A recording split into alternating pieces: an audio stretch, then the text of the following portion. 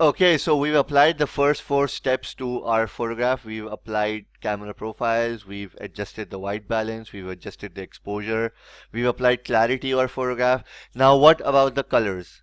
The colors in this photograph look a little bit on the dull side. The sky is blue, but it could be improved. It could be a really rich blue.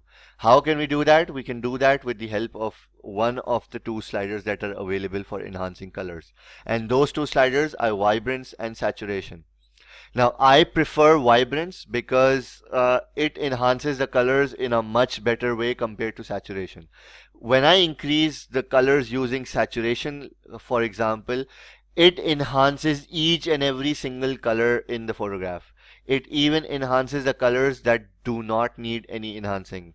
So in that way, I do not like saturation too much, because if you take a look at what has happened here, I've increased saturation up to 60, and it has enhanced the colors of the mountains. It has enhanced some of the blue shadows that were appearing on the mountains, and this doesn't really look all that well.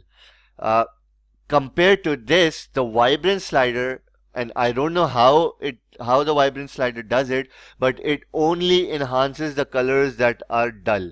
It does not do anything to the colors that are already in the place where they need to be, that do not need any enhancement.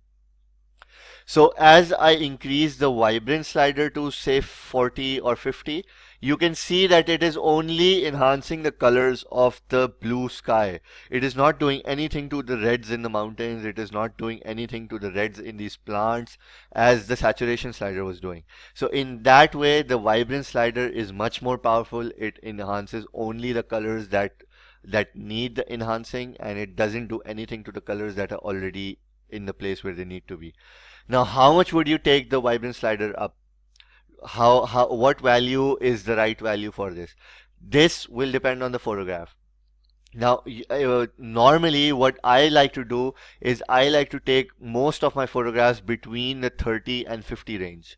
So depending on the photograph, if there is already a lot of rich color in the photograph, taking it quite a bit high will just be overdoing it. So I do not want to overdo it, because you do not want your photographs to be looking like this. This is overdoing it. So this is not something that you can pass off as reality. So you want to stay at a point where your photograph looks realistic. You want to exaggerate it a little bit, but you do not want to over exaggerate it. So normally the range to stick to is 30 and 50, but again, this will depend on your photograph. In some cases where there is a lot of color, even 30 and 50 might be too much. So this will be left on your judgment. I've told you my preferences and you can stick to those, but if you don't, that's okay too.